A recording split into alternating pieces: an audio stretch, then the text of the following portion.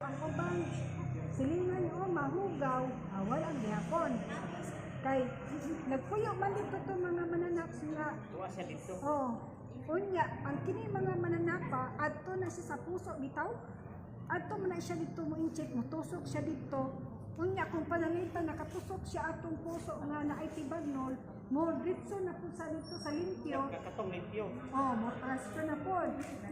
Mao na ang gina-advise ko sa BPI na kung mahimo unta hindi building stage bitaw, di ba ang puso mo na manawit ka bitaw siya kabita.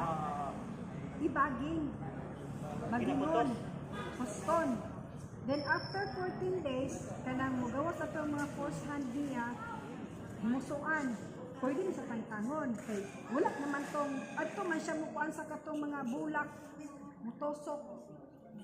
Mo na ikuan gyud sa BPI pero tungod man gud kay